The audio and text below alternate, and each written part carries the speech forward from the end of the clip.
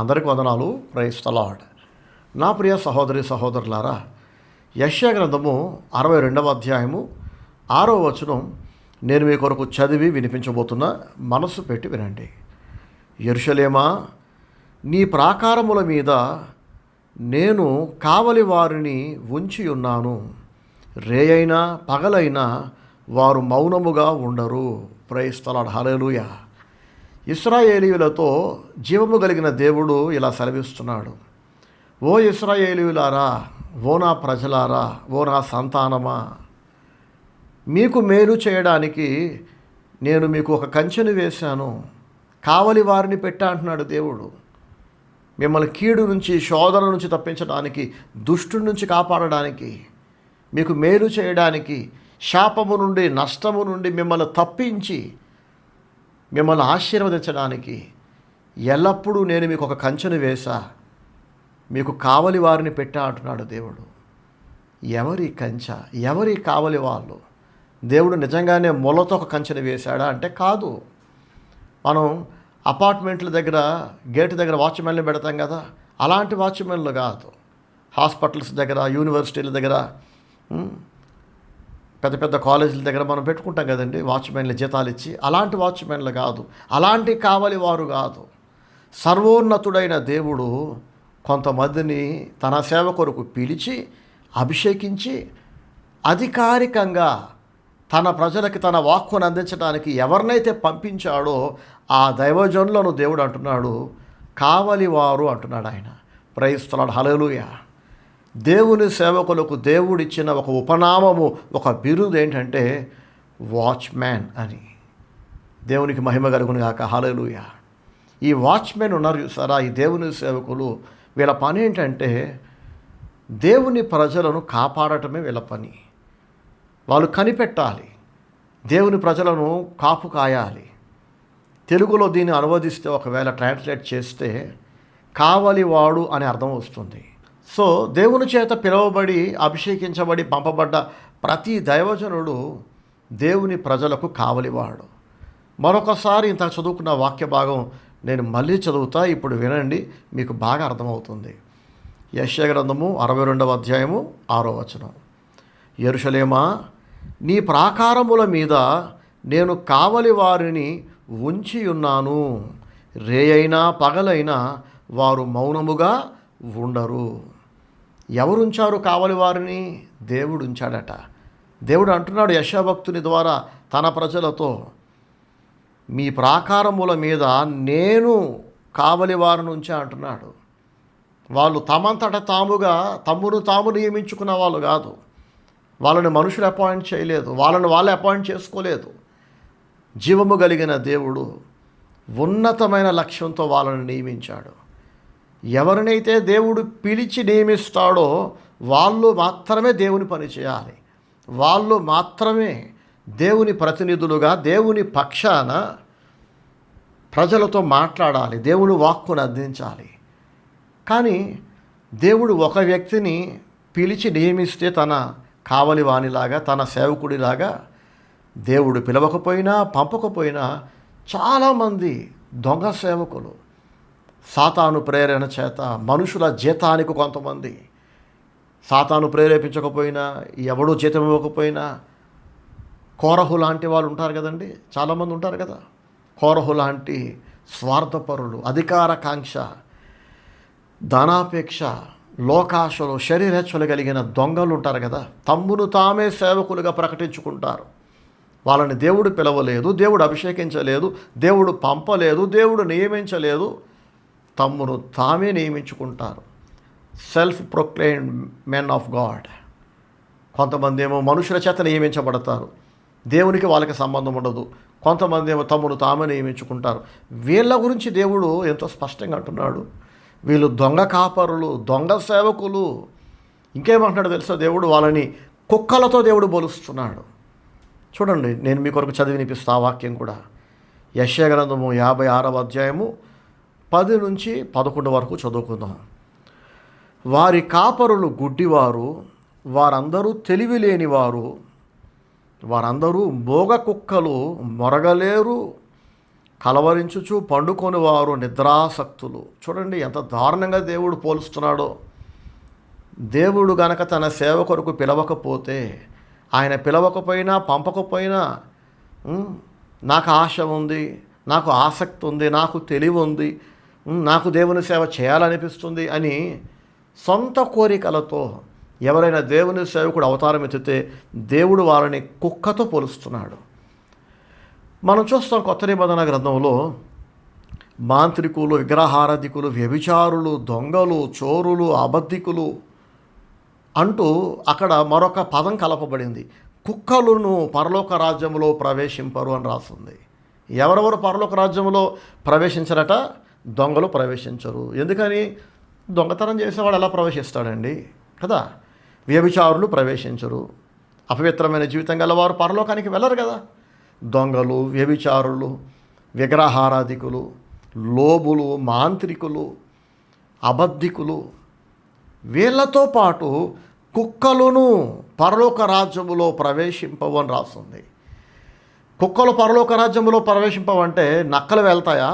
పందులు వెళ్తాయా? పులి, మేక, పక్షులు వెళ్తాయా?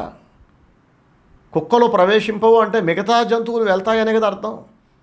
ఇక్కడ దేవుడు కుక్కలు ప్రవేశింపవు అని అంటున్నాడంటే లిటరల్గా శునకాల గురించి దేవుడు మాట్లాడట్లా. అక్షరార్థం మనం తీసుకోకూడదు. నిజంగానే దేవుడు కుక్కల గురించి మాట్లాడట్లా. కొంతమంది మనుషులను దేవుడు కుక్కతో పోల్చాడు.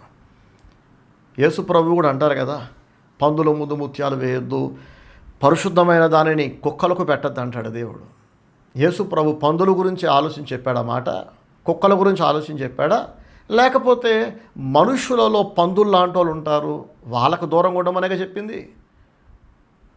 కుక్కల్లాంటి స్వభావం కలిగిన వాళ్ళు ఉంటారు, చూడడానికి మనుషులే, మనిషి పుట్టుక పుడతారు, మనిషి పోలికలు ఉంటాయి, బట్టలు వేసుకుంటారు, కానీ కుక్క బుద్ధి ఉంటుంది వాళ్ళకి. ఏంటి కుక్క బుద్ధి అంటే? కుక్క తోక వంకర అంటారు చూడండి, దాన్ని మనం సరి చేయలేం. ఎన్ని సంవత్సరాల పాటు కుక్క తోకని ఒక కర్రకు కట్టి స్ట్రైట్గా చేసి పెట్టినా ఆ కర్ర తీయగానే మళ్ళీ అది వంకరగా వెళ్ళిపోతుందట. ఎవరెవరైతే మారు మనసు లేని వాళ్ళై ఉంటారో, మార్పు లేని స్వభావం, తప్పని తెలుసు అయినా తప్పే చేస్తుంటారు, జ్ఞానాన్ని ఇష్టపడరు, జ్ఞానము నచ్చదు వాళ్ళకి, బుద్ధిహీనతను ఇష్టపడతారు, వెర్రితనాన్ని ఇష్టపడతారు, మూర్ఖత్వాన్ని ప్రేమిస్తారు, అబద్ధాన్ని ప్రేమిస్తారు, మోసాన్ని, మాయను, భ్రమను ఇష్టపడతారు. బాబు ఇది తప్పు అంటే వాళ్ళ కోపం వస్తుంది. ఇది అబద్ధం, ఇది నిజం కాదు, నువ్వు భ్రమలో బ్రతుకుతున్నావు, నిన్ను నువ్వు మోసం చేసుకుంటున్నావు అంటే వాళ్ళ కోపం వస్తుంది. కుక్క తన వాంతికి తిరిగినట్లు అని పేతురు భక్తుడు కూడా రాస్తాడు చూడండి. కక్కిన దానిని మళ్ళీ నాకాలి, మళ్ళీ తినాలని ఆశపడేది కుక్క అంట. ఒకసారి వద్దు అనుకొని విడిచిపెట్టినాక తప్పని తెలిసి పశ్చాత్తాపడి నేను చేసింది తప్పే అని గ్రహించి ఒప్పుకొని విడిచిపెట్టి కొన్ని రోజుల తర్వాత మళ్ళీ ఆ తప్పే చేస్తున్నామంటే అర్థం ఏంటి? మనం కుక్క లాంటి వాళ్ళమని అర్థం. తప్పులు అందరూ ఒప్పుకోరండి, చాలామంది అసలు తప్పు ఒప్పుకోరు. వీరు ఎలాగో నాశనం అయిపోతారు. అతిక్రమములు దాచిపెట్టువాడు వర్ధిల్లడు, కానీ వాటిని ఒప్పుకొని విడిచిపెట్టువాడు కనికరము పొందును అని రాస్తుంది. ఎవరెవరైతే అతిక్రమాలు అసలు ఒప్పుకోరో ఇక వాళ్ళ గురించి మాట్లాడటం కూడా దండగా. చాలామంది చూడండి తప్పుల మీద తప్పులు చేస్తారు, అడిగితే మళ్ళీ పిచ్చుకొక్కల్లాగా ఎగిరెగిరి మనతో గొడవ పడతారు, ఆర్గ్యూ చేస్తారు, వితండవాదం చేస్తారు. గట్టిగా కేకలు వేసేస్తే తప్పు ఒప్పైపోతుందా చెప్పండి? చాలా తెలివిగా వాక్చాతుర్యాన్ని ప్రదర్శించి అవతల వాళ్ళ నోళ్ళు మూయించగలిగితే, అంత తెలివి ప్రదర్శించగలిగితే తప్పు ఒప్పైపోతుందా? ఒకడు తెలివిగా ఆర్గ్యూ చేసి పందిని నంది అని ప్రూవ్ చేశాడు అనుకోండి, పంది ఎప్పటికీ నంది కాదు, నంది ఎప్పటికీ పంది కాదు. అవతల వీడికి ఉన్నంత తెలివి కానీ వాక్చాతుర్యం లేక ఓడిపోవచ్చు. చాలామంది లాయర్లు చూడండి కోర్టుల్లో దొంగల్ని, దోషులని, నిర్దోషులని ప్రూవ్ చేస్తుంటారు వాళ్ళ వాక్చాతుర్యంతో, అబద్ధపు సాక్ష్యాలతో, ఫాల్స్ ఫేక్ ఎవిడెన్స్ల చేత కోర్టుని తప్పుద్రోవ పట్టించి దోషులను నిర్దోషులని, నిర్దోషులను దోషులని ప్రూవ్ చేస్తుంటారు. వాళ్ళు టెంపరీగా కేసు గెలుస్తారు, కానీ దేవుని దృష్టిలో వాళ్ళు ఓడిపోయినట్టే కదా. కాబట్టి తప్పుని ఒప్పుకోకుండా వితండవాదం చేసి ఆర్గ్యూ చేసి నేను చాలా తెలివిగా వాదించి గెలిచాను అనుకుంటే ఇక వాడు తనను తాను మోసం చేసుకుంటున్నాడు. ఇవాళ బాగుండొచ్చు, రేపు బాగుండొచ్చు, ఎల్లుండి బాగుండొచ్చు, కానీ ఎన్నేళ్ళు బాగున్నా ఏదో ఒక రోజు వాడి దోషములు వాడిని తరిమి పట్టుకుంటాయి. ఇది చాలామంది అర్థం చేసుకోరు, నమ్మరు. అసలు దేవుడు లేడనుకుంటారు, దేవుడు చూడట్లేదు అనుకుంటారు. నోటికి ఎంత వస్తే అంత అడ్డగోలుగా చాలా వంకర టింకరగా తప్పులు వెనకేసుకొచ్చి తప్పులను కవర్ చేసుకొని ఒప్పుకోరు, విడిచిపెట్టరు. ఇక వాళ్ళు ఎలాగో నాశనం అయిపోతారు. ఇవాళ రేపు బాగున్నా ఏదో ఒక రోజు ఖచ్చితంగా వాళ్ళు ఊహించని సమయంలో దేవుని సమయం వచ్చినప్పుడు దేవుడు వాళ్ళని శిక్షిస్తాడు. చనిపోయాక నరక శిక్ష మాత్రమే కాదండి, భూమి మీద బ్రతికుండగానే తప్పు చేసిన ప్రతి ఒక్కడికి శిక్ష పడుతుంది. చూసే కళ్ళు లేక, చూడగలిగిన కళ్ళు, గ్రహించగలిగిన మనస్సు లేక గుడ్డి వాళ్ళు చాలామంది దేవుడు చూడట్లేదు అనుకుంటారు. వీళ్ళు చూడట్లే దేవుడు ఎంతమందిని శిక్షిస్తున్నాడో, ఎంతమందిని మొత్తుతున్నాడో, ఎంతమంది జీవితాలు తలకిందులు అవుతున్నాయో, ఎంతమంది నాశనం అయిపోతున్నారో. చూడగలిగిన కళ్ళు, గ్రహించగలిగిన మనస్సు వీళ్ళకి లేనందు చేత వీళ్ళు అనుకుంటున్నారు దేవుడు గుడ్డివాడు, దేవుడు చూడడు, నాకేం కాదు, మాకేం కాదు, మొన్నేం కావాలా, నిన్నేం కావాలా, ఇవాళేం కావాలా, ఎప్పటికీ బాగుంటాం అనుకుంటున్నారు. సో వీళ్ళ గురించి ఇక మాట్లాడుకోవటం కూడా టైం వేస్ట్, ఎందుకంటే తప్పు అసలు ఒప్పుకోరు కదా. కానీ కొంతమంది అవునండి నేను చేసిన తప్పే, నేను అలా చేయకుండా ఉండాల్సింది, నేను చేసిన తప్పే అని బాధపడతారు, సిగ్గుపడతారు, పశ్చాత్తాపడతారు. కానీ కుక్క తన వాంతి కొరకు మళ్ళీ వెళ్ళినట్టు కడుపులో ఎమడక కక్కేసింది, ఆ కక్కిన దానిని మరలా ఆశపడే కుక్కలాగా ఒకసారి తప్పని తెలిసి ఒప్పుకొని విడిచిపెట్టి మళ్ళీ అదే తప్పు చేస్తారు. సారీ చెప్తారు, మళ్ళీ తప్పు చేస్తారు, మళ్ళీ సారీ చెప్తారు, మళ్ళీ అదే తప్పు చేస్తారు. ఇక ఆ సారీకి విలువ ఉంటుందా? ఆ పశ్చాత్తాపానికి విలువ ఉంటుందా? చెప్పండి. సౌలు మహారాజు ఎలాగ చేయలేదా దావీదు విషయంలో? దావీదుని తరుముతున్నాడు, దేవుడేమో దావీదుని కాపాడుతున్నాడు. దావీదుని సౌలు చేతికి దేవుడు అప్పగించలేదట.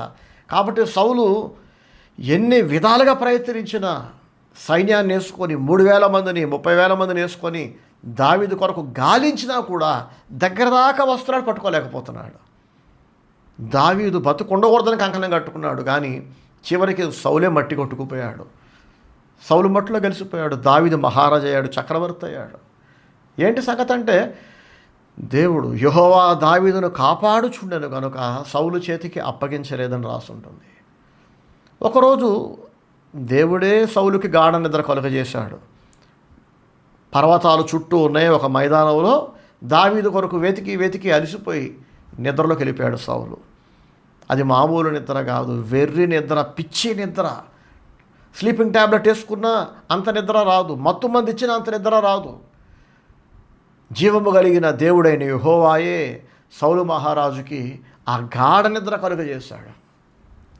సౌలుకు మాత్రమే కాదు, అక్కడున్న అబ్నేరు అనే సైన్యాధిపతికి, ఆ సైన్యానికి, అందరికీ దేవుడు గాఢ నిద్ర కలుగజేసేసాడు. పిచ్చి నిద్ర, ఒళ్ళు తెలియకుండా ఎక్కడోడు అక్కడే నేల మీద నిద్రపోతున్నారు మైదానంలో. కొండ మీద దావీదు ఉన్నాడు, కింద మైదానంలో సౌలు అతని సైనికులు ఉన్నారు. అప్పుడు దావీదు తనతో పాటు ఒక సైనికుడిని తీసుకొని కిందకు వచ్చాడు.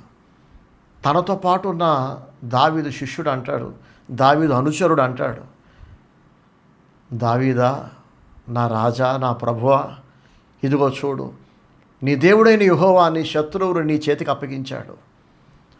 దేవుడు అప్పగించబట్టే వాడికి ఆ మత్తు నిద్ర పట్టింది. వాడు మేలుకున్నాడంటే నిన్ను తరుముతాడు.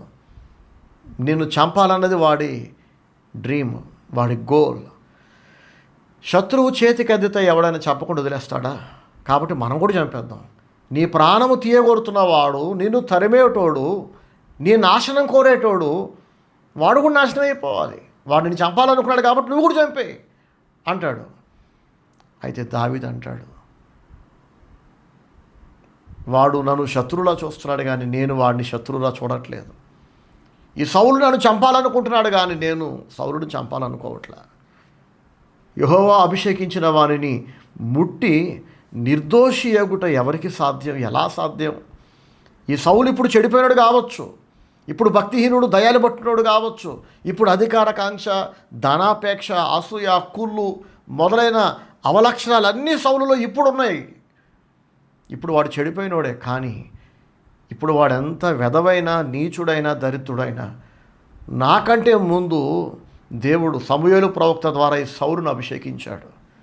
ఇశ్రాయేలీయుల పైన రాజులా అభిషేకించాడు. నీ రాజును శపించకూడదన్నాడు, నీ యజమానిని శపించొద్దన్నాడు దేవుడు.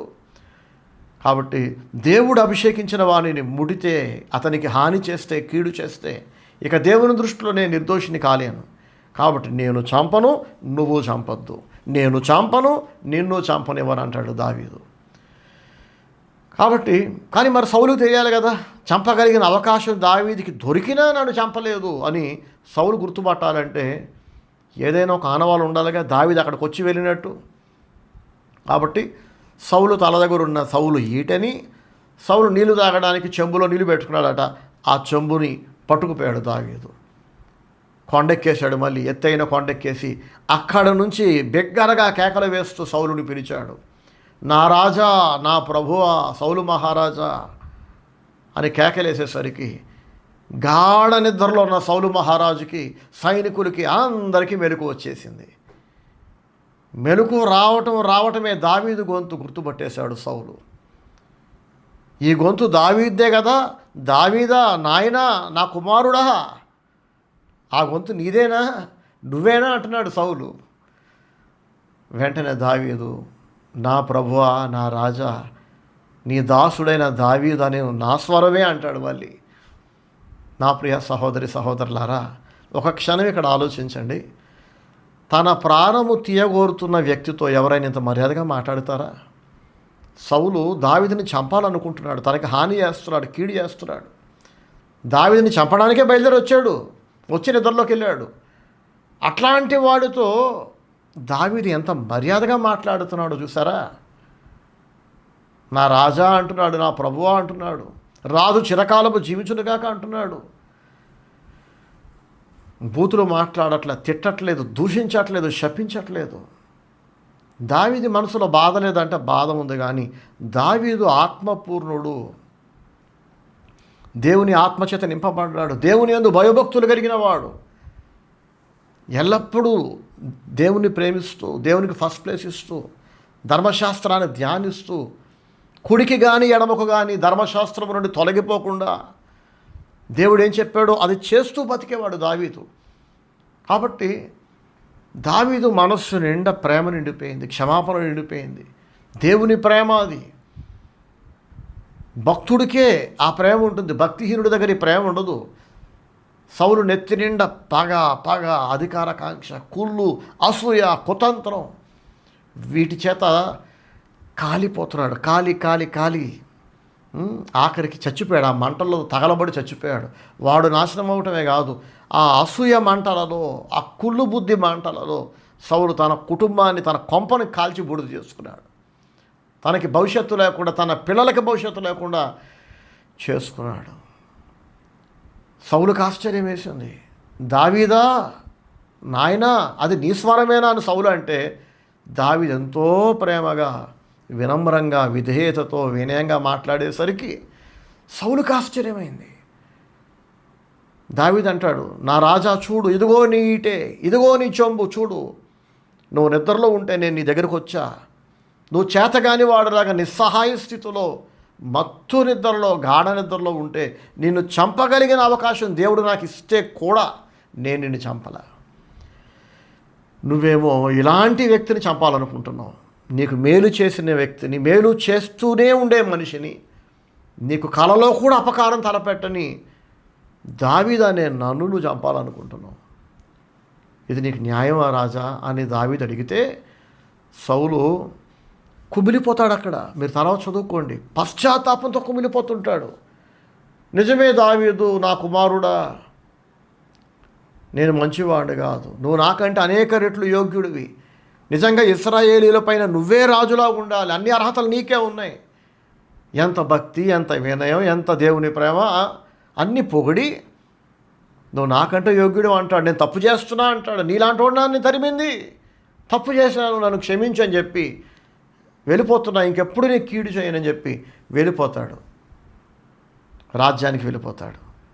2 రోజులు అవ్వగానే 3వ రోజు ఎవడో వచ్చి, దావీదు పలానా చోట ఉన్నాడు ఇప్పుడే తెలిసింది అనగానే, మళ్ళీ కుక్క తోక వంకరనితో చెప్పుకున్నాం కదా, కుక్క కక్కిన దానికి ఆశపడుతుందని చెప్పుకున్నాం కదా. అలాగా 3 రోజుల క్రితం పశ్చాత్తాపడ్డాడు, నేను చేసిన తప్పే అంటాడు, ఒప్పుకుంటాడు, విడిచిపెడతాడు, మళ్ళీ ఆ తప్పే చేస్తున్నాడు. ఇప్పుడు మళ్ళీ దావీదుని తరమడానికి పూనుకున్నాడు. సౌలు అంతం ఏమైందండి? నాశనం అయిపోయాడుగా, సర్వనాశనం అయిపోయాడు. ఒకరోజు తన 3 కొడుకులు చచ్చిపోయారు. సౌలు భార్యలందరినీ దావీదు పెళ్లి చేసుకున్నాడు. గెలిచిన రాజు, ఓడిపోయిన రాజు భార్యలను, కుమార్తెలను సొంతం చేసుకుంటాడు. అది రాజనీతి. తన భార్యలకు ద్రోహం చేశాడు, కొడుకులకి ద్రోహం చేశాడు, ప్రజలను గాలికి వదిలేశాడు. నా ప్రియ సహోదరి సహోదరులారా, ఎవరైతే పశ్చాత్తాపడి తప్పుని ఒప్పుకొని సారీ చెప్పి క్షమించమని అడిగి మళ్ళీ అదే తప్పు చేస్తారో వాళ్ళందరూ కుక్కతో సమానం. వాళ్ళతో దేవుడు అంటున్నాడు, మీరు కుక్కలు, మీరు పరలోక రాజ్యానికి ప్రవేశించరు. సరే, చచ్చాక పరలోకానికి వెళ్ళరు. మరి బతుకుండగా మీ పరిస్థితి ఏంటి? మీలో ఎవరైనా కుక్క బుద్ధి కలిగి ఉంటే, ఒకవేళ మీరు చేసింది తప్పని గతంలో ఒకసారి మీకు అర్థమైంది, దేవుడు మీకు అర్థమయ్యేలా చేశాడు, నేరుగా మీకు అర్థమైందో లేదా మీ సంఘ కాపరి ద్వారా మాట్లాడాడో, మొత్తానికి మీకు మీ తప్పు దేవుడు తెలియజేశాడు. ఆ తప్పును బట్టి మీరు పశ్చాత్తాపడ్డారు, తప్పును ఒప్పుకున్నారు, విడిచిపెట్టారు.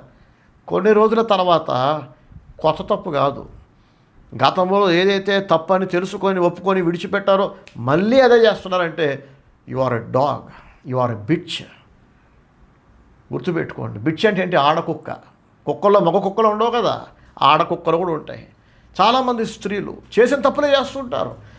ఈ స్త్రీలైనా పురుషులైనా వీళ్ళు మళ్ళీ మళ్ళీ చేస్తున్న ఆ తప్పుల వలన వీళ్ళతో పాటు వీళ్ళ కొంపని నాశనం చేసుకుంటారు, వీళ్ళ పిల్లలకి భవిష్యత్తు లేకుండా చేస్తున్నారు.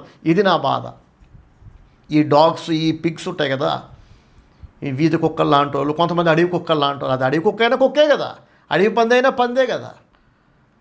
సో ఒకసారి ఆలోచించండి, ఒక కుక్కలాగా బతికి బాగుపడ్డాడు ఎవడు లేడు. చచ్చాక పరలోకానికి వెళ్ళరు. భూమి మీద బతుకుండగా కూడా ఒక కుక్కకి మనం విలువిస్తామా? ఆలోచించండి.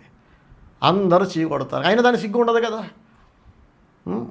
సో దొంగ కాపరులను దేవుడు గుడ్డివారితో పోలుస్తున్నాడు. మీకు త్రోవ చూపించమని ఒక గుడ్డోడు అడిగితే వాడు మీకు ఎలా చూపిస్తాడు? గుడ్డివాడు గుడ్డివాడికి త్రోవ చూపిస్తే ఇద్దరూ గోతిలో పడతారని యేసయ్య అనలేదా? అన్నారా లేదా? నాకు కళ్ళు లేనప్పుడు నాకు దారి చూపించమని కళ్ళు ఉన్నవాడిని అడగాలి. ఒక మనిషి అయినా, విశ్వాస అయినా, ఎవరైనా నన్ను నడిపించండి అని ఎవరిని అడగాలి? దేవుని సేవకుడిని అడగాలి, కావలివాడిని అడగాలి, వాచ్మెన్ అడగాలి. ఎవరి వాచ్మెన్? ఎవరి కావలివాడు?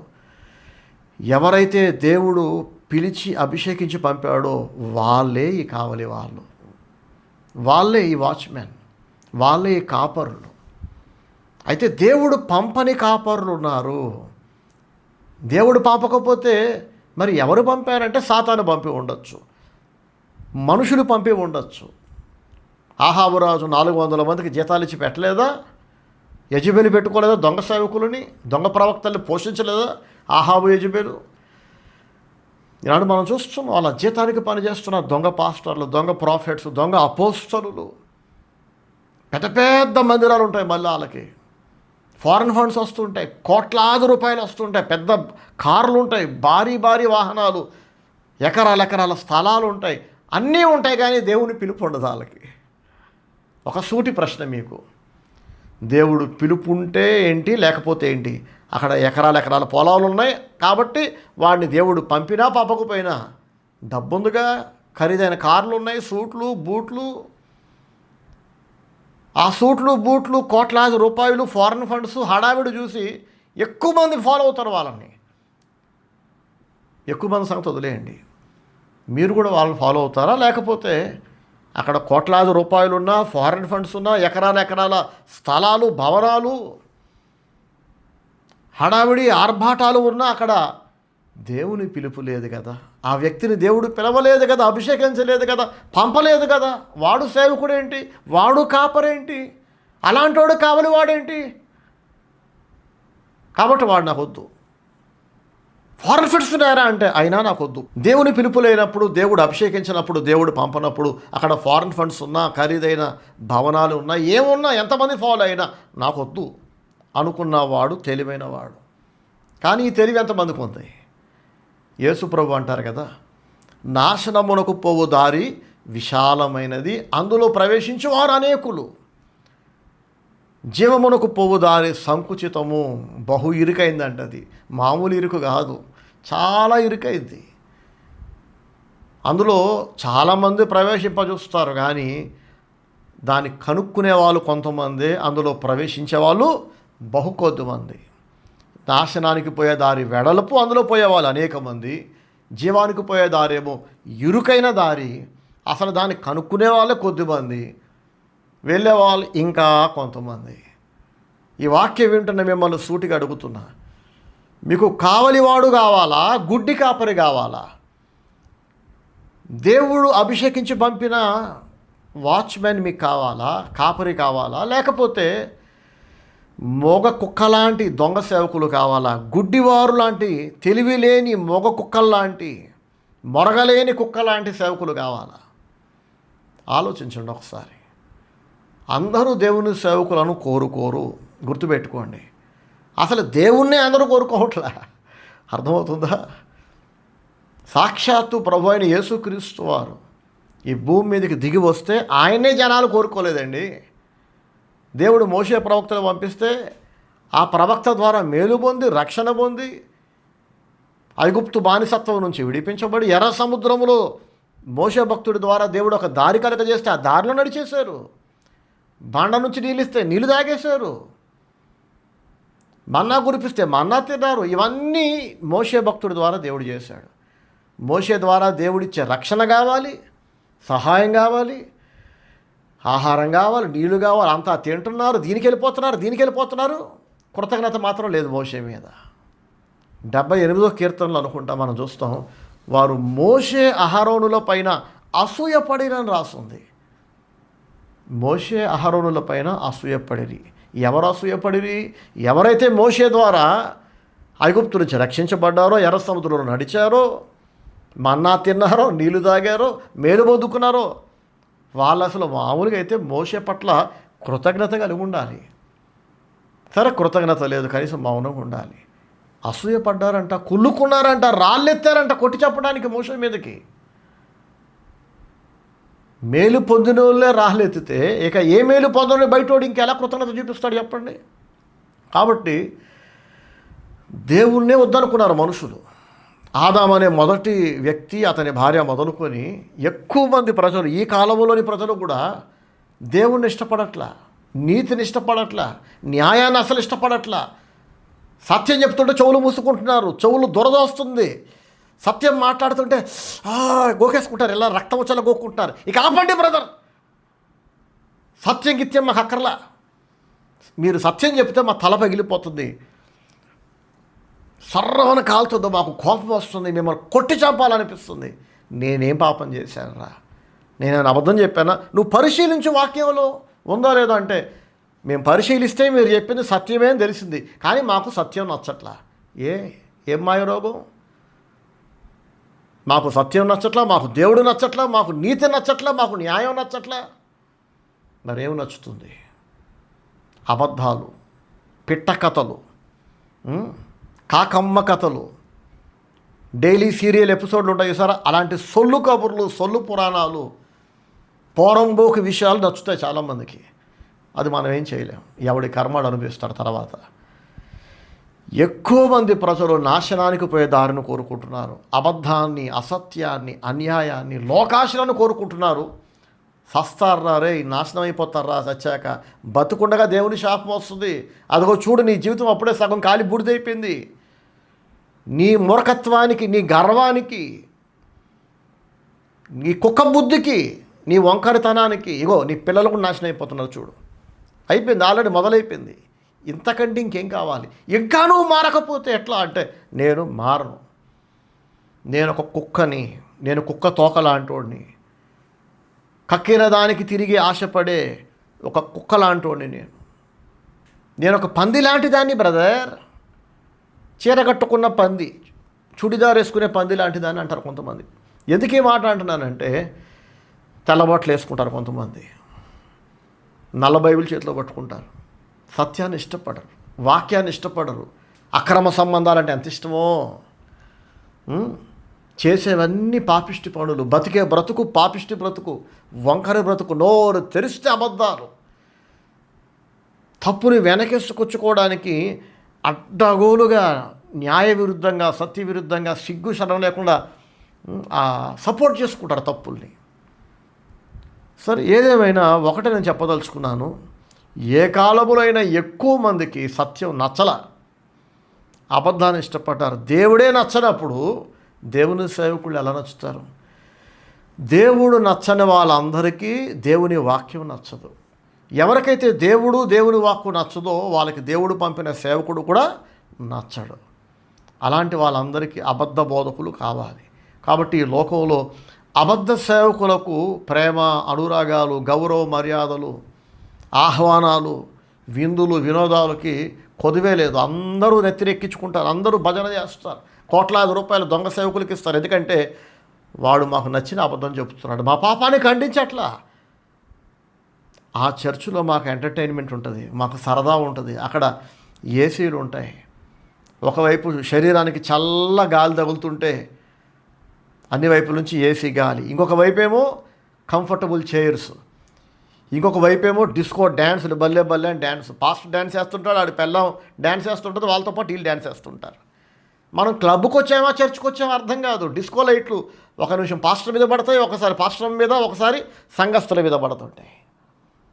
సభ్యత ఉండదు, సంస్కారం ఉండదు, పద్ధతిగా బట్టలు వేసుకోరు, ఫుల్ ఫ్రీడమ్. నువ్వు బట్టలు ఇప్పి వెళ్ళా ఎవడు పట్టించుకోడు అక్కడ. అసలు కొంతమంది బట్టలు వేసుకున్నారా, బట్టలు ఇప్పేసి వచ్చారు కూడా మనకు తెలియదు.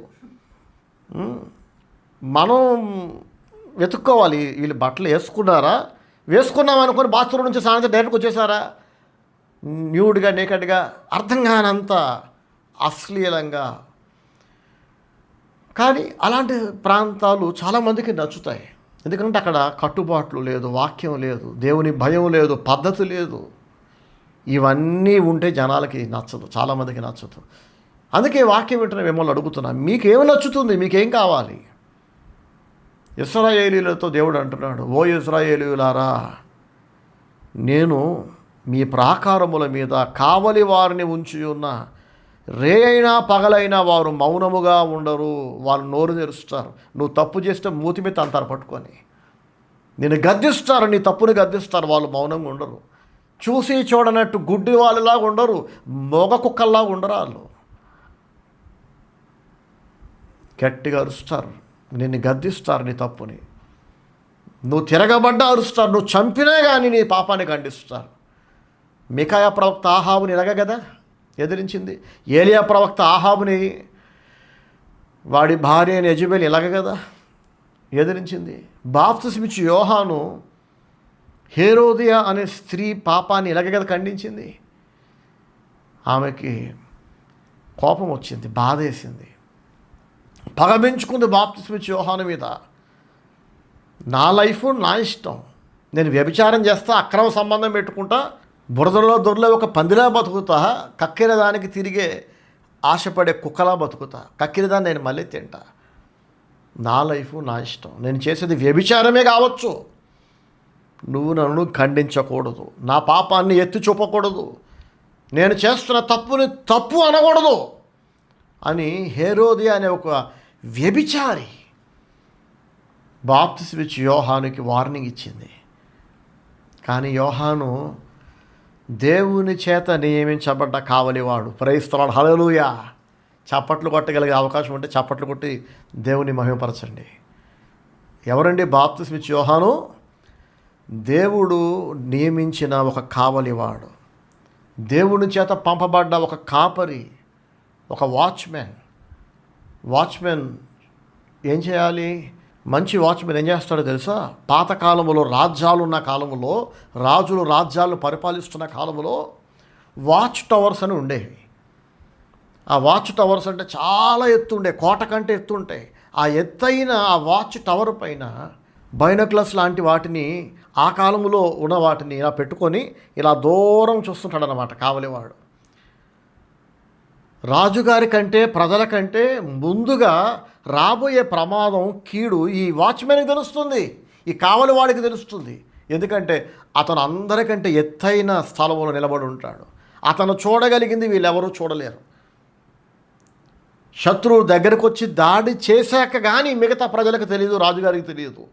కానీ ఇంకా శత్రువు దూరంగా ఉండగానే, ప్రమాదం ఇంకా దూరంగా ఉండగానే ఈ వాచ్మెన్, ఈ కావలివాడు ఆ వాచ్ టవర్ పైన అందరికంటే ఉన్నతమైన స్థలంలో ఉండి దూరంగా ఉన్న ప్రమాదాన్ని, కీడుని, విరోధిని చూసి బోర తీసుకొని గట్టిగా ఊదుతాడనమాట. ఆ బోరకు అర్థం ఏంటంటే, ఆ శబ్దానికి, ఆ వార్నింగ్కి అర్థం ఏంటంటే, అదిగో శత్రువు వచ్చేస్తున్నాడు, వాడెవడో పరాయివాడు, మన దేశానికి చెందినవాడు కాదు, వాడితో పాటు చాలామంది వస్తున్నారు, అలర్ట్ అవ్వమని చెప్పి సైనికుల్ని, సైన్యాధిపతులను, రాజుగారిని, ప్రజలని అందరినీ అలర్ట్ చేస్తూ అందరికీ వార్నింగ్ ఇచ్చే ఒక బోర మోగిస్తాడు, గట్టిగా ఊదుతాడు. ప్రభు చిత్తమైతే ఒక ఫోటో పెడతాను మీకు, ఇక్కడ డిస్ప్లే చేస్తా చూడండి. అలాంటి వాచ్మెన్ ఒకవేళ నిద్రపోతున్నాడు అనుకోండి, శత్రువు వచ్చి కోట కూలగొట్టి అందరిని దోచుకుపోతాడు కదా, రాజును చంపి, ప్రజలను చంపి కదా. మంచి వాచ్మెన్ కావాలి, అందుకే మంచి కావలివాడు కావాలి, మంచి కాపరి కావాలి. మంచి కాపరి ఏం చేస్తాడు? జరగబోయే రానున్న ప్రమాదాలను ముందుగానే చూస్తాడు, వార్నింగ్ ఇస్తాడు, అలర్ట్ చేస్తాడు.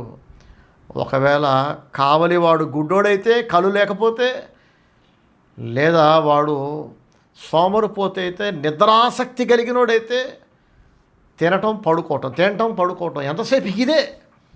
తిండి మీద ఉన్న శ్రద్ధ, నిద్ర మీద ఉన్న శ్రద్ధ, సుఖము మీద ఉన్న శ్రద్ధ ఒక దైవజనుడికి, ఒక దేవుని సేవకుడికి దేవుని మీద, దేవుని సేవ మీద, ప్రజల మనస్సులను దేవుని వైపు తిప్పడం మీద లేదనుకోండి, అలాంటి వాడు ఒక మోగ కుక్క లాంటివాడు. కుక్క ఉంది కానీ అది మోగది, మొరగదు. అది ఏం ప్రయోజనం? ఆ కుక్క ఉన్నాయి ఇంకా.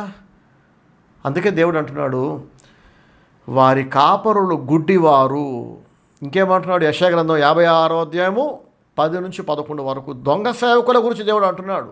ఎవరి దొంగ సేవకులు అంటే, దేవుడు పంపని సేవకులు, దేవుడు నియమించని వాళ్ళు, మనుషులు జతానికి పెట్టుకున్న వాళ్ళు, లేదా ఒళ్ళు బలిసి తిన్నది అరక్క కోరహులాగా సెల్ఫ్ ఇంట్రెస్ట్తో తమ్మును తామే సేవకులుగా నియమించుకున్న వాళ్ళు, తమ్మును తామే ప్రకటించుకున్న వాళ్ళు.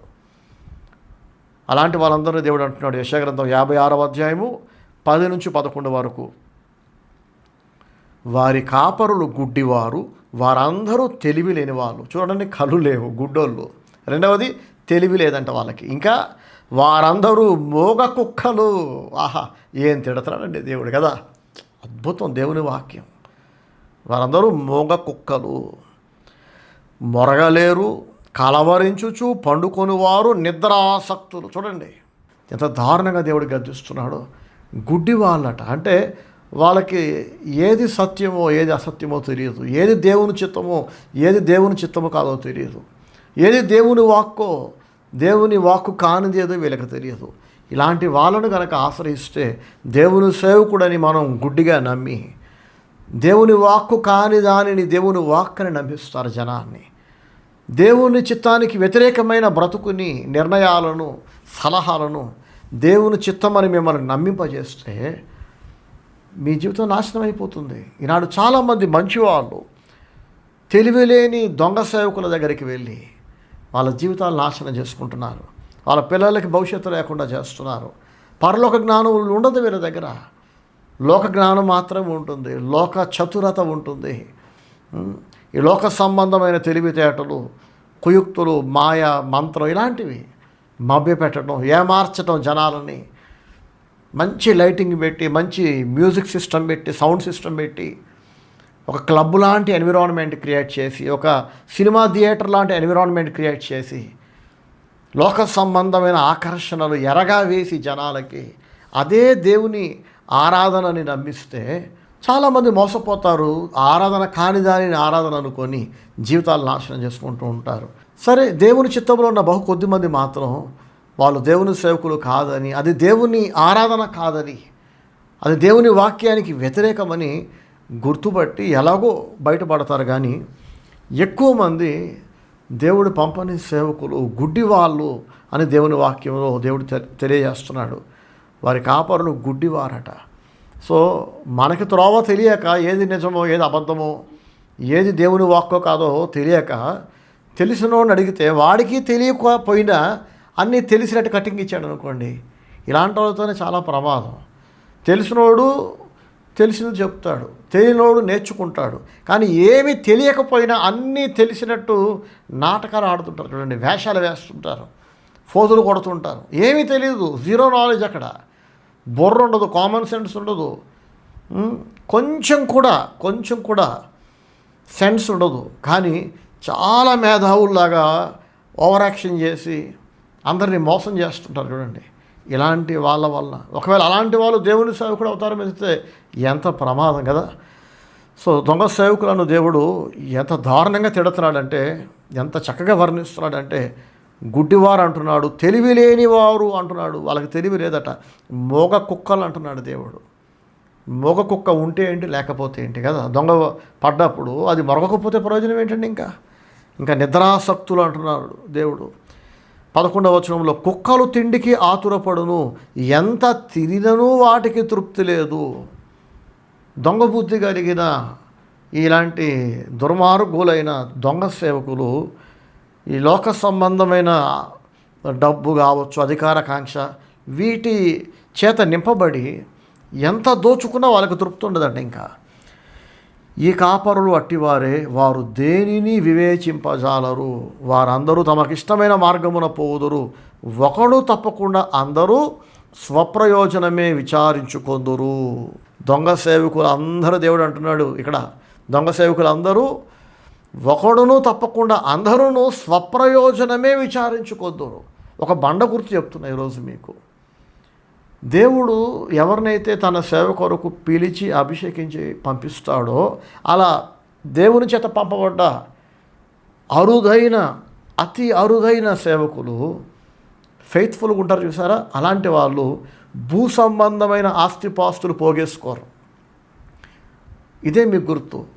దేవుని సేవకుడని చెప్పుకుంటూ, దేవుని సేవ చేస్తున్నానని చెప్పుకుంటూ, ఖరీదైన కార్లలో, ఖరీదైన భవనాలతో, ఆస్తిపాస్తులతో ఎకరాలు స్థలాలు కొనేసి, బిల్డింగ్లు కట్టేసి, ఖరీదైన కార్లలో తిరుగుతూ, సోకులు పడుతూ, షికారులు తిరుగుతూ, మేము దేవుని సేవకులమని ఎవరైనా చెప్పుకుంటే మీరు గుర్తుపట్టండి, వాళ్ళు దేవుని సేవకులు కాదు. మీరు చూస్తే హనోకు మొదలుకొని నోవహు కావచ్చు, అబ్రహాము కావచ్చు, పాత నిబంధన కానీ కొత్త నిబంధనలో ఉన్న భక్తులు అందరూ, దేవుని సేవకులు అందరూ అత్యంత సాదాసీదా జీవితం జీవించారు, సాధారణమైన జీవితం జీవించారు. మనం ఆరాధిస్తున్న ప్రభు అయిన యేసుక్రీస్తు వారు కూడా అత్యంత సాధారణమైన పుట్టారు, సాధారణమైన బ్రతుకు బ్రతికారు. పశువుల శాలలో జన్మించాడంట ఆయన. వడ్లవాని కుమారుడుగా, అంటే ఒక కార్పెంటర్ కొడుకులో పెరిగాడు. యువరాజులాగా పెరగలేదు ఆయన, రాజభవనంలో పెరగలేదు, విలాసవంతమైన జీవితం జీవించాల, ఖరీదైన బట్టలు వేసుకోలేదు. పేద ప్రజల మధ్యలో పేదవాడిలాగా, ఒక సాధారణమైన వ్యక్తిలాగా ఆయన అందరిలో కలిసిపోయాడు. యేసు ప్రభు శిష్యులు 12 మంది అపోస్తలులు చూడండి, ఈ లోకములో వాళ్ళు ఎలాంటి ఆస్తుపాస్తులు కూడబెట్టలేదు. ఒకవేళ అపోస్తలైన పౌలుని, నువ్వేం సంపాదించావు పౌలు, ఈ భూమి మీద ఏం పోగేసుకున్నావు అని అంటే, పౌలు భక్తుడు అంటాడు, ప్రభు కొరకు అనేక మందిని నేను సంపాదించుకున్నా, అనేక ఆత్మలను రక్షించా, ప్రభు దగ్గరికి నడిపించా, అనేక మంది జీవితాలు వాక్యానుసారంగా నేను కట్టానంటాడు. కానీ ప్రస్తుత కాలంలో దేవుని సేవకులుగా గుర్తించబడుతున్న వాళ్ళు, చలామణి అవుతున్న వాళ్ళు, పాపులర్ మెన్ ఆఫ్ గాడ్ అని తమను తామే ప్రకటించుకున్న వాళ్ళు, ప్రజల దృష్టిలో కూడా వీళ్ళు దేవుని సేవకులు అనే ముద్ర పొందిన వాళ్ళు, గుర్తింపు పొందిన వాళ్ళు, భూమి మీద ఎక్కువ ఆస్తిపాస్తులు సమకూర్చుకున్నారు. ఎక్కడ నిజమైన సేవకుడు ఉంటాడో అక్కడ లోక సంబంధమైన ఆస్తిపాస్తులు పోగేయటం అనేది ఉండదు. ఇదే ఒక గుర్తు. ఇక ఎంత చెప్పినా ఇక చెప్పుకుంటూ పోవచ్చు, అర్థం చేసుకోండి. ఆస్తిపాస్తులు, విలాసవంతమైన జీవితము, భక్తి ఒకచోట ఉండవు. అర్థమవుతుందా? మోషే కావచ్చు, యెహోషువ కావచ్చు, ఏలియా, ఎలీషా, ఇలా పాత నిబంధన కొత్త నిబంధనలు ఉన్న భక్తులందరినీ మీరు చూడండి, వాళ్ళ జీవితాలు గమనించండి. వాళ్ళు ప్రాణాలు కూడా దేవునికి త్యాగం చేసేసారు, ధారపోసేసారు. వాళ్ళ కలిగిన సమస్తాన్ని దేవునికి ఇచ్చేశారు. వాళ్ళు ఇవ్వటంలో ఆనందించారు తప్ప పోగేసుకోవటంలో ఆనందించాల. ఒకవేళ వాళ్ళు పోగేసుకున్నది ఏదైనా ఉందంటే అది ఆత్మ సంబంధమైనదే పోగేసుకున్నారు. 30 ఏళ్ళుగా దేవుని సేవలో ఉన్న మన పరిచర్య చెందిన వాళ్ళందరికీ తెలుసు, నేను, నా భార్య, నా పిల్లలు మా కలిగిన సమస్తం తిరిగి దేవుని సేవకి ఇచ్చేసాం. ఈ భూమి మీద మేము ఆస్తిపాస్తులు పోగేసుకునే ఉద్దేశంతో ఎన్నడూ దేవుని సేవ చేయాల. నేనే కాదు, దేవుని చేత పంపబడ్డ ఏ సేవకుడైనా ఆత్మ సంబంధమైన వాటికి విలువిస్తాడు, ఆత్మ సంబంధమైన విషయాలను పోగేసుకుంటాడు. మీరు క్రీస్తుతో కూడా లేపబడ్డవారైతే పైనున్న వాటినే వెదకుడి, అక్కడే మనసు పెట్టుకోండి, భూ సంబంధమైన వాటి మీద మనసు పెట్టుకోదన్నాడు దేవుడు. ప్రైస్తలాడు, హల్లెలూయా. ఎవరైనా భూ సంబంధమైన వాటి మీద కనుక మనసు పెట్టుకొని స్థలాలు, బిల్డింగ్లు, కార్లు, బట్టలు, హడావిడి, హంగామా ఇవన్నీ చేస్తున్నారంటే my dear brothers and sisters, వాళ్ళు దేవుని చేత పంపబడ్డ వాళ్ళు కాదు. మీరు గుర్తుపట్టండి. లేదండి, ఆ విలాసవంతమైన హడావిడి, ఆర్భాటం, హంగు అన్నీ ఉన్నా కూడా వాళ్ళు మాకు దేవుని సేవకుల్లా అనిపిస్తున్నారంటే ఇక మీ చాయిస్, నేను మీ స్వేచ్ఛ నేను గౌరవిస్తా. కానీ బైబిల్లో దేవుని సేవకులు ఎలా ఉన్నారో ఈ కాలంలో కూడా అలాగే ఉంటారు. త్యాగం ఉంటుంది, అక్కడ దేవునికి ఇవ్వటం ఉంటుంది. వాళ్ళ కుటుంబాలు ఇచ్చేస్తారు, ప్రాణాలు ఇచ్చేస్తారు. నాది అనబడ్డ ప్రతిదీ దేవునికి ఇస్తారు, పోగేసుకోరు, ఇస్తారు, ఇవ్వటంలో ఆనందిస్తారు. మనం చూస్తాము యెహెజ్కేలు గ్రంథం 3వ అధ్యాయంలో, అలాగే యెహెజ్కేలు గ్రంథం 33వ అధ్యాయంలో కూడా యెహెజ్కేలుతో దేవుడు అంటాడు, నరపుత్రుడా. మీరు తర్వాత చదువుకోండి, యెహెజ్కేలునే దేవుడు పిలుస్తున్నాడు నరపుత్రుడా అంటూ. నరపుత్రుడా, ఇశ్రాయేలీయులకు కావలిగా నేను నిన్ను నియమించి ఉన్నాను, కాబట్టి నీవు నా నోటి మాట ఆలకించి నేను చెప్పిన దానిని బట్టి వారిని హెచ్చరిక చేయుము. ప్రైస్తలాడు, హల్లెలూయా. కావలివాడు ఏం చేస్తాడట? యెహెజ్కేలు ఏం చేయమంటాడు దేవుడు? ఓ యెహెజ్కేలు, ఓ నరపుత్రుడా అంటూ యెహెజ్కేలుని దేవుడు పిలుస్తున్నాడు. ఇశ్రాయేలీయులకు కావలిగా నేను నిన్ను నియమిస్తున్నా అని అంటున్నాడు. దేవుడు నియమించాలి, మనల్ని మనం నియమించుకోకూడదు, మనుషులు నియమించకూడదు, ఒక మనిషి మరొక మనిషిని నియమించకూడదు. అయితే కావలివాడు ఏం చేయాలి? ఒక దైవజనుడు పని ఏంటి? దేవుడే చెప్తున్నాడు, కాబట్టి నీవు నా నోటి మాట ఆలకించి. ఇది మొదటిది. దేవుడు మాట్లాడితే వినే స్థితిలో దైవజనుడు ఉండాలి. మనం చెప్పేది దేవుడు వినాలి, దేవుడు మాట్లాడితే ఆలకించే స్థితిలో కూడా ఉండాలి. మనం చూస్తామండి, దైవజనుడైన ఏలీ కాలంలో దేవుని వాక్కు ప్రత్యక్షమవటం బహు అరుదట. చాలా కాలం అయిపోయిందంట దేవుడు మాట్లాడి. సో ఆ కాలంలో దేవుడు పేరు పెట్టి బాలుడైన సమూయేలుని పిలిచాడు, సమూయేలు అని. దేవుడు పిలిచాడు, సమూయేలు విన్నాడు దేవుని వాక్కుని. సో ఎవరినైతే దేవుడు పంపిస్తాడో వాళ్ళతో దేవుడు మాట్లాడతాడు. వాళ్ళు విని ఏం చేయాలట? నీవు నా నోటి మాట ఆలకించి నేను చెప్పిన దానిని బట్టి వారిని హెచ్చరిక చేయుము. సరదాగా జోక్లు ఏమనట్లే దేవుడు, వార్నింగ్ ఇమ్మంటాడు. హెచ్చరిక అంటే ఏంటి? వార్నింగ్, హెచ్చరిక చేయి. ఎవరిని హెచ్చరిస్తారు? సునామీ రాబోతుంది, ప్రమాదం పొంచి ఉంది, పారిపోండి ఎత్తైన స్థలాలకి అనేది ఒక హెచ్చరిక. భూకంపం రాబోతుంది, జాగ్రత్త. పిడుగులు పడబోతున్నాయి మీ ఏరియాలో, జాగ్రత్త. ప్రస్తుతం ఇజ్రాయిల్ ఇరాన్కి వారు జరుగుతుంది కదా. ఇరాన్ ఏదైనా మిజైల్ పంపిస్తే ఇజ్రాయెల్ కంట్రీలో ఉన్న వాళ్ళందరికట ఫోన్లో మెసేజ్లు వస్తాయంట, అలారంలు మోగుతాయంట, దాక్కోండి, వెళ్ళండి, బాంబ్ షెల్టర్స్ రూమ్స్లోకి వెళ్ళి దాక్కోండి, బంకర్లోకి వెళ్ళి దాక్కోండి అని వార్నింగ్ ఇస్తుంటారు. వార్నింగ్ ఇచ్చాక కూడా ఎవడైనా జాగ్రత్త పడకపోతే ప్రభుత్వం తప్పు లేదు కదా. ఇంకెక్కడ ప్రభుత్వం అన్ని జాగ్రత్తలు తీసుకొని, అదిగో శత్రువు బాంబు వేస్తున్నాడు, మీరు త్వరగా బంకర్లోకి వెళితే, బాంబ్ షెల్టర్ రూమ్స్లోకి వెళ్తే మిమ్మల్ని మీరు కాపాడుకుంటారు అని చెప్పడం వరకే వాళ్ళ పని. అలాగే ఒక దైవజనుడు పని ఏంటంటే, ఇది దేవుని వాక్యం, ఇలా బ్రతికితే దేవుడు ఆనందిస్తాడు, నిన్ను దీవిస్తాడు, నువ్వు బాగుపడతావు, నీకు స్వస్థత ఉంటుంది, నీ చేతి పనులు ఆశీర్వదించబడతాయి, నీ కుటుంబం దీవించబడుతుంది, నీకు మనశ్శాంతి ఉంటుంది ఇలా బ్రతికితే. చచ్చాక దేవుని చేరుకుంటావు, బ్రతుకుండగా నువ్వు వరుదిలతో నీకు మనశ్శాంతి ఉంటుందని ఏది దేవుని చిత్తమో ఏది దేవుని చిత్తం కాదో తెలియచేయటమే దైవజనుడు పని. తెలుసుకున్నాక నువ్వు అలా బ్రతుకుతావో లేదో నీ ఇష్టం. చాలామంది దేవుని చిత్తం ఏంటో తెలుసుకొని కూడా, దేవుని వాక్యం ఏంటో తెలుసుకొని కూడా దేవుని వాక్యానికి వ్యతిరేకంగా బ్రతకడానికి ఇష్టపడుతుంటారు. ఇక వాళ్ళ ఇష్టం, ఇంకా మనం చేయగలిగింది ఏముంది చెప్పండి. ఇందాక బాప్తిసం ఇచ్చి యోహాను గురించి చెప్పుకున్నాం కదా. బాప్తిసం ఇచ్చి యోహాను హేరోదియా అనే ఒక వ్యభిచార స్త్రీకి ఆమె తప్పును తెలియజేశాడు, ఆమె పాపాన్ని ఖండించాడు, ఆమె చేస్తున్న వ్యభిచార పాపాన్ని తప్పు అన్నాడు, ఆమెతో అక్రమ సంబంధం కలుగున్న వాడిని కూడా గద్దించాడు. వాళ్ళకి బుద్ధి జ్ఞానం లేదు, వాళ్ళు నాశనం అవ్వడానికి పుట్టినోళ్ళేమో, సిగ్గు పశ్చాత్తాప మారు మనసు లేదు. వాళ్ళు మారకపోగా వాళ్ళ పాపాన్ని ఖండించిన దైవజనుడిని ద్వేషించారు, చెరసాలలో పెట్టించారు. అది చాలదన్నట్టు ఈ హేరోదియా అనే ఈ వ్యభిచార స్త్రీ తన కూతురిని ప్రేరేపించి బాప్తిసం ఇచ్చు యోహాను యొక్క తలను నరికించి పల్లెవులో పెట్టిమ్మని రాజుగారిని కోరేలాగా ఆ వ్యభిచార స్త్రీ కూతురిని ప్రేరేపించింది. తల్లి చేత ప్రేరేపించబడినదై ఆ యవనస్తురాలు రాజుగారిని అడిగే అవకాశం రాగానే అడిగేసింది. బ్యాప్టిజం ఇచ్చి యోహాను తల నరికి పల్లెంలో పెట్టిమ్మని కోరింది. అది ఈ పిల్ల కోరిక కాదు, తల్లి కోరిక. తల్లి ఎందుకని దైవజనుడిని చంపాలని కోరుకుందంటే ఆ దైవజనుడు ఏమో పాపాన్ని ఖండించాడు. ఖండిస్తే మారల దైవజనుడిని చంపేసింది. ఇలాంటి వాళ్ళు ఎంతోమంది అండి ఈనాడు తెలుసా. బాగుపడాల్సిన తల్లిదండ్రులు బాగుపడకపోగా వాళ్ళు చెడిపోయి వాళ్ళ పాపాన్ని ఖండించిన దైవజనుడిని ద్వేషించి వాళ్ళ ద్వేషాన్ని వాళ్ళ పిల్లలకు అందిస్తారు, కూతుర్లకి కొడుకులకు అందిస్తారు. పాస్టర్ గారి మీద ద్వేషాన్ని నూరిపోస్తారు. అదిగో ఆ పాస్టర్ గారు నన్ను గద్దించారు, పలానా సంవత్సరం నన్ను తిట్టారు, నేను చేసిన తప్పు అన్నారు, నన్ను నెత్తిని పెట్టుకోలేదు, నన్ను ఊరేగించలేదు, నాకు భయపడలేదు ఆయన, ఎన్ని వేల రూపాయలు కానుకలుగా ఇచ్చినా సరే అణిగిమణిగి లేడు మన దగ్గర, మనకు నచ్చినట్టు వాక్యం చెప్పలేదు అమ్మా ఆయన,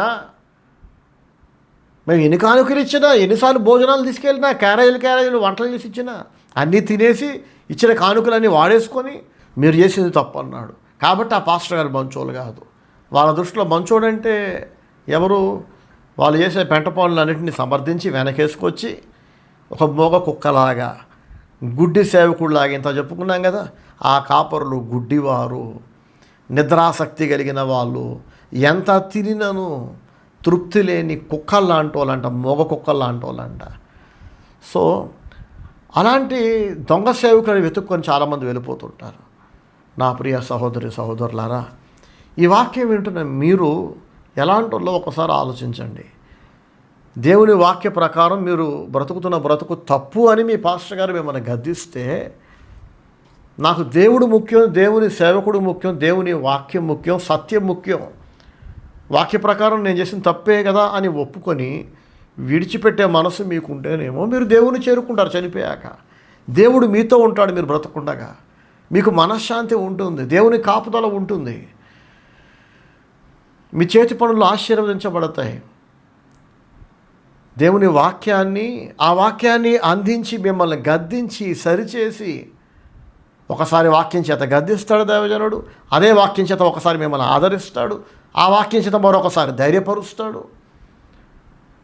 వాక్యం వలన ఓదార్పు, వాక్యం వలన గద్దింపు, వాక్యం వలన ఖండన, వాక్యం వలన సరిదిద్దటం, వాక్యం వలన బలపరచబడటం. గమనించండి, దైవజనుడు దేవుని వాక్యం చేత అన్నిసార్లు మిమ్మల్ని గద్దించట్లా, కొన్నిసార్లు ఓదారుస్తున్నాడు ఆ వాక్యం చేతనే. ఓదార్పు పొందుకున్న మీరు గద్దించబడ్డప్పుడు ఎలా రియాక్ట్ అవుతున్నారో మీకు స్పష్టతనిస్తుంది, మీరు దేవుని బిడ్డలా కాదా అని. గద్దించబడ్డప్పుడు తనను తాను తగ్గించుకొని దావీదులాగా, నాతాను ప్రవక్త ఎదుట దావీదు చూడండి ఎలా తగ్గించుకున్నాడు. తిరగబడ్డా, గర్వాన్ని ప్రదర్శించాడా, కల్లర చేశాడా చెప్పండి. దేవుని మీద తిరగబడ్డ ఆ తిరుగుబాటుదారుడివి, ఆ దొంగవి, ఆ మర్డరర్వి నువ్వే అని దావీదుని వేలెత్తి చూపించినప్పుడు నాతాను ప్రవక్త దావీదు తిరగబడలా, తనను తాను తగ్గించుకొని మోకాళ్ళ మీదకి వచ్చి నేను చేసిన తప్పే అని ఒప్పుకున్నాడు. ప్రభువా నన్ను క్షమించన్నాడు. కాబట్టి దేవుడు దావీదుని క్షమించాడు. ఎంతోమంది తప్పులు చేస్తారు, ఒప్పుకుంటారు, మళ్ళీ అవే తప్పులు చేస్తారు. చాలామంది తప్పులు చేస్తారు, ఒప్పుకోరు, వితండవాదం చేస్తారు. తప్పును గద్దించిన దైవజనుడిని దూషిస్తారు, ద్వేషిస్తారు. ఆ ద్వేషాన్ని వాళ్ళ పిల్లలకు అందిస్తారు. నా తర్వాత కూడా నువ్వు ఆ దైవజనుడిని ద్వేషించాలి, ఆయనకు దూరంగా ఉండాలి, చేతనైతే ఆయన కుటుంబాన్ని నాశనం చేయి, ఆయన సంఘాన్ని నాశనం చేయి. అప్పుడప్పుడు వెళ్ళి కనుక్కో, ఇంకా సేవ జరుగుతుందా, సంఘస్థులు ఇంకా వస్తున్నారా, కొంతమంది వెళ్ళిపోయారా, వెళ్ళిపోతే ఎవరెవరు వెళ్ళిపోయారు, వెళ్ళిపోతే ఎందుకు వెళ్ళిపోయారు, పాత వాళ్ళు ఎంతమంది ఉన్నారు, కొత్త వాళ్ళు ఎంతమంది వచ్చారు, అసలు సంఘం ఉందా, పాస్టర్ గారు ఇంకా బతికే ఉన్నాడా, పిల్లలు పచ్చగా ఉన్నారా, కనుక్కోమని పిల్లలు చెప్తుంటారు. పనికి మాలిన తల్లిదండ్రులు చాలామంది. ఈ పిల్లలు కూడా దేవుని సంతోషపెట్టడం మీద శ్రద్ధ ఉండదు. మా అమ్మ పెంట తింది, నాకు కాస్త నోట్లో పెట్టింది, నేను పెంట తింటా అంతే. ఒక పిచ్చి కుక్కలాగా, ఒక వీధి కుక్కలాగా, ఒక పందిలాగా. దేవుడు అంటాడు కదా, కొంతమందిని పందులతో కుక్కలతో పోల్చాడు కదా, అలాంటి మనుషులు. దేవుడు అంటే ప్రేమ ఉండదు, దేవుని వాక్యం అంటే గౌరవం ఉండదు, దేవుడు అభిషేకించి పంపించిన దైవజనుడు అంటే అసలు రెస్పెక్ట్ ఉండదు, ప్రేమ ఉండదు. మాకు దేవుడు వద్దు, వాక్యం వద్దు, దైవజనుడు వద్దు. మమ్మల్ని సంతోషపెట్టాలి, దేవుడి సేవకుడైనా దేవుడైనా అది ఏదైనా సరే మా ఆనందం, మా స్వార్థం. సో ఇలాంటి వాళ్ళు ప్రభువుని చేరుకోరు. ప్రభు ఈ లోకంలో వాళ్ళతో ఉండడు. ఎన్ని రోజులు బాగానే ఉన్నా ఏదో ఒక రోజు వాళ్ళ దోషాలు వాళ్ళని తరిమి పట్టుకుంటాయి.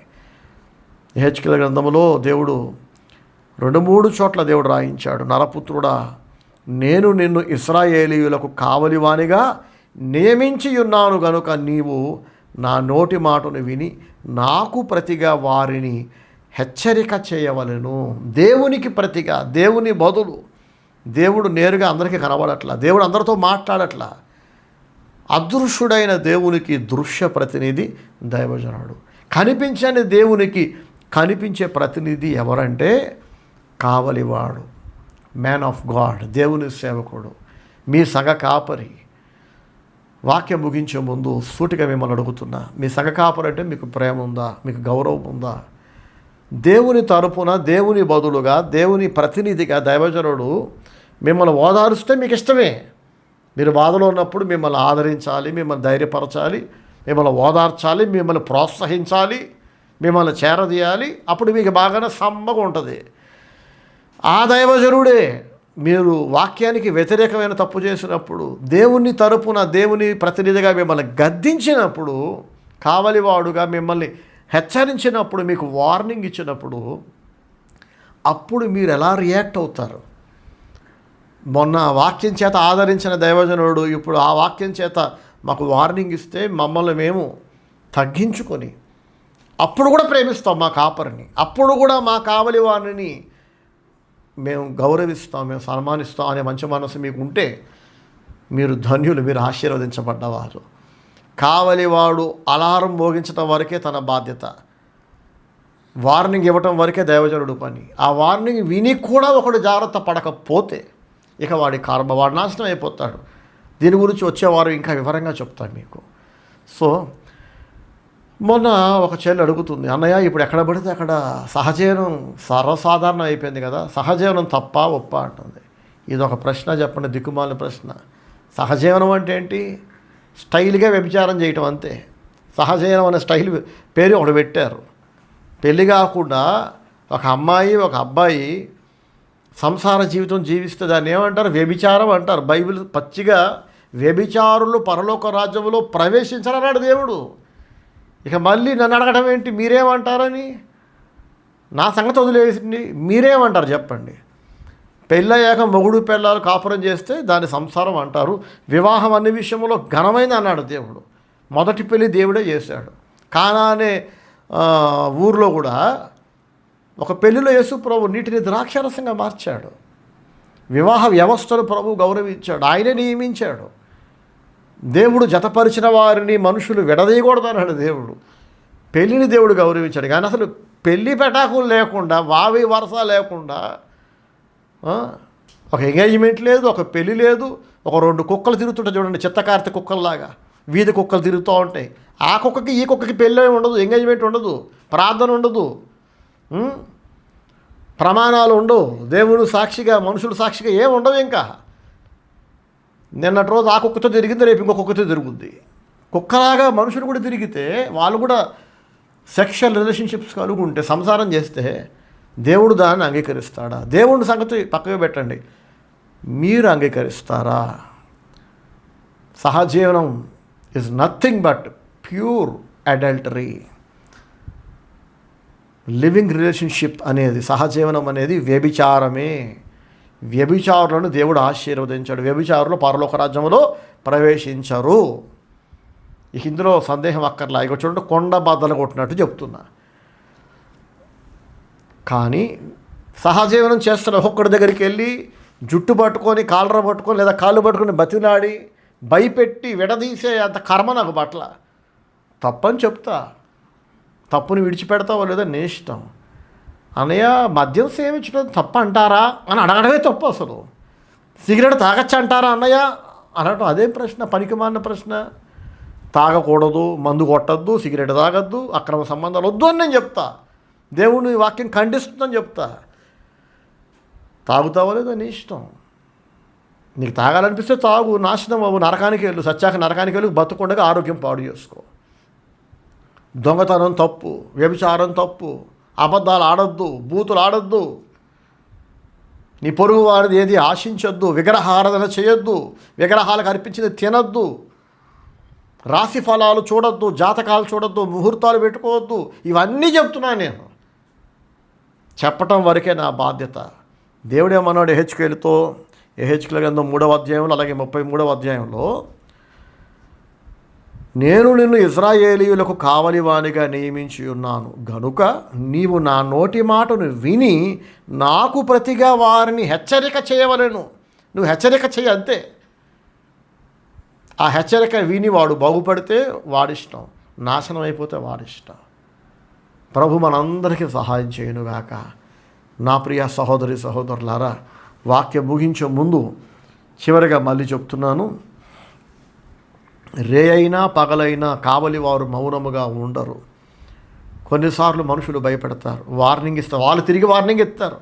దైవజనుడు దేవుని ప్రతినిధిగా వార్నింగ్ ఇస్తే వీరు దైవజనుడికి వార్నింగ్ ఇస్తారు. మళ్ళీ జాగ్రత్త పాస్టర్ గారు, హద్దులు దాటుతున్నారు, మమ్మల్ని బాధ పెడుతున్నారు, మమ్మల్ని కెలుకుతున్నారు, వ్యభిచారం తప్పంటారా? మీకు తెలుసుగా నేను వ్యభిచారంలో ఉన్నానని.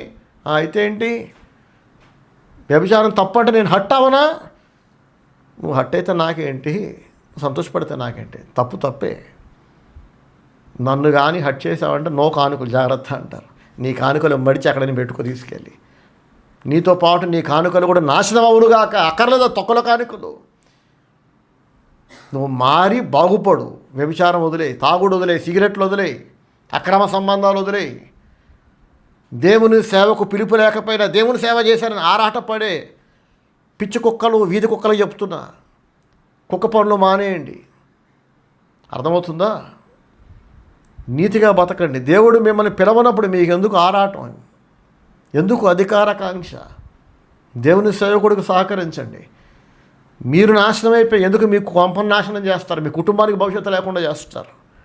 బాగుపడండి. ఇక మీదటైనా లోబడండి. దేవుని సేవకుడిగా ఇగో మరొకసారి హెచ్చరిస్తున్నా, వాక్యానుసారంగా బ్రతకండి. రోజు బైబిల్ చదువుకోండి, ప్రార్థన చేసుకోండి. ఈరోజు ఒక యవనస్తురాలు, ఒక చెల్లె కాల్ చేసింది, కన్నీటితో బాధపడుతూ చెప్తుంది, అన్నయ్య నా కొరకు ప్రార్థన చేయండి, ప్రెగ్నెన్సీ పోయేలాగా ఉంది, అబార్షన్ అయిపోయేలాగా ఉంది, ప్రార్థన చేయండి అన్నయ్య, ప్లీజ్ అన్నయ్య అంటుంది. నీకేం చెప్పానమ్మా? నేను చర్చికి రమ్మని చెప్పాను కదా. కన్సీవ్ అయ్యానని ఫోన్ చేసి చెప్పినప్పుడు, రామ్మ దేవుని మందిరానికి రా, ఆరాధనలో పాల్గొను, పాటలు పాడు మాతో పాటు, వాక్యం వినమ్మా. నువ్వు అమాయకురాలివి, మీ ఆయన అమాయకుడు, వాడికేం తెలియదు, నీకేం తెలియదు. గతంలో ఒకసారి వచ్చిన ప్రెగ్నెన్సీని మీరు చేతులార నాశనం చేసుకున్నారు, మీ తెలివి తక్కువతనంతో, మీ అమాయకత్వంతో. 8 నెలలు నిండినాక పూర్తిగా తయారైన ఒక శిశువుని చేతులార పోగొట్టుకున్నారు. చచ్చిపోయిన మృత శిశువుకి జన్మనిచ్చారు. మీరు ఏడ్చారు, ఇగో మేము ఏడ్చాం. మాకేమీ సంతోషం కాదు, మాకు బాధే. మీరు తల్లిదండ్రులు అవ్వాలని, మీకు ఒక బేబీ పుట్టాలని మేము కూడా కోరుకున్నాం, అందరం ప్రార్థన చేశాం. కాబట్టి చెప్పా, మీ మంచి కోసం చెప్పా. మీరు చర్చికి వస్తే నాకు ఒరిగేదేంటి, మీరు రాకపోతే నాకు పోయేదేంటి? బాగుపడేది మీరే కదా. ఇంటి దగ్గర నుంచి హాస్పిటల్కి వెళ్తున్నారు, చాలా దూరమైన హాస్పిటల్కి వెళ్ళి టెస్టులు చేయించుకొని మందులు వాడి ఇంజక్షన్లు తీసుకొని పక్కనే ఉన్న చర్చికి రావడానికి ఏంటండి బాధ? భర్త వద్దన్నాడో, తమ్ముడు వద్దన్నాడో, ఏ దరిద్రుడు వద్దన్నాడో, ఏ శాపగ్రస్తుడు ఆపాడో మనకు తెలియదు. ప్రెగ్నెన్సీ నిలబడ్డంతసేపు ఆమె రాలేదు చర్చికి. అది అపాయంలో పడేసాక అప్పుడు కాల్ చేస్తుంది. నాకు కాల్ చేస్తే నేనేం చేస్తా? ఆరాధనలో మిగతా విశ్వాసులతో కలిసి దేవుని ఆరాధించి వాక్యం విని ప్రార్థన చేయించుకుంటే ఆ ఆశీర్వాదమే వేరండి. ఇది దేవుని వాక్య క్రమం అండి, నేను నియమించింది కాదు. సంఘ ఆరాధన అత్యంత ఆశీర్వాదకరమైంది, దాన్ని లైట్గా తీసుకోకూడదు. ఇప్పుడు అబార్షన్ అయిపోద్దేమో అని ఏడ్చుకుంటూ నాకు కాల్ చేసే బదులు ప్రెగ్నెన్సీ కన్ఫర్మ్ అయ్యాక అప్పుడే చర్చకు వచ్చి చక్కగా దేవుని స్తుతిస్తూ ఆరాధనలో పాల్గొని ఆరాధన అయిపోయిన తర్వాత మీకేం తెలియదు కనుక హెల్త్కు సంబంధించిన విషయాలు, ముఖ్యమైన చాలా విషయాలు, మీ డౌట్స్ అన్ని క్లారిఫై చేసుకుంటే నేను చెప్తా, నాకు తెలిసినవి ఇంకా చాలా చెప్తా. మీ మంచి కోసమే కదా రమ్మందని చెప్పి నేను ఆమెను ఓదార్చ, సర్లే అమ్మ బాధపడక ప్రార్థన చేస్తాలే అంటే, అన్నయ్య కోపం పెట్టుకోకండి నా మీద అంటుంది. నేను ఎందుకు పెట్టుకుంటానమ్మా, నీ మీద ఎందుకు కోపం పెట్టుకుంటానని చెప్పి ఆమెకు ధైర్యం చెప్పాను. నిజంగానే ఆమె మీద నాకు కోపం లేదు, కానీ బాధగా ఉంది. చేతులారా ఒకసారి పాడు చేసుకున్నారు దేవుడిచ్చిన గర్భఫలాన్ని, మళ్ళీ రెండవసారి కూడా పాడు చేసుకుంటే మరి ఇంకేమనగలం? ఈ చెల్లెనే కాదండి, చాలామంది, ఎంతోమంది మాట వినరు. ప్రభు నా ద్వారా మాట్లాడుతున్నాడు, వాళ్ళకి చెప్తున్నాడు, మీరు ఇలా ఉండండి, ఇలా ఉండకండి, ఇలా చేయండి, ఇలా చేయకండి అని చిలక్క చెప్పినట్టు చెప్తే సరే అన్నయ్య అంటారు. ఎవడో పనికి మాలోడు మధ్యలో దొరతాడు సైతాన్గాడు. చాలాసార్లు ఫ్యామిలీ మెంబర్స్, కొన్నిసార్లు పక్కింటి వాళ్ళు, ఫైనల్గా ఆడెవడో బోడిగాడు చెప్పిన మాట వింటారు. మొత్తం నాశనం అయిపోయాక అప్పుడు నాకు కాల్ చేసి బాధపడుతుంటారు. సో ఆ చెల్లికి నెమ్మది ఇవ్వాలని నేను కోరుకుంటున్నా. ప్రభు ఆమెని గర్భఫలముతో ఆశీర్వదించి ఆమె భర్తని తల్లిదండ్రులుగా దీవించాలని నేను ఆశపడుతున్నా, ప్రార్థన చేస్తున్నా, నేను నా భార్య. కానీ వాళ్ళు వినాలి కదా, సహకరించాలి కదా. చెప్పేవాళ్ళు 100 చెప్తారు, మనకి బుద్ధి ఉండాలి కదా. సో వాక్యం ముగించే ముందు అందరికీ దేవుని సేవకుడిగా చెప్తున్నాను, మీ సంఘ కాపరిగా, దేవుని ప్రతినిధిగా, దేవుని పక్షాన మిమ్మల్ని బ్రతికులాడుతున్నా. మీరు దీవించబడండి, మీరు వర్ధిల్లండి. చనిపోయాక ప్రభువును చేరుకునేలా చక్కగా బ్రతకండి. బ్రతుకుండగా మీరు వర్ధిల్లండి. మిమ్మల్ని బట్టి మీ కుటుంబాలు దీవించబడాలి, ప్రభునామం హెచ్చించబడాలి, ఘనపరచబడాలి. మీరు వర్ధిల్లి దేవుని సేవలో నాకు సహకారులు ఉండండి. ప్రభు మనందరికీ సహాయం చేయనుగాక. God bless you all. Praise the Lord. Amen.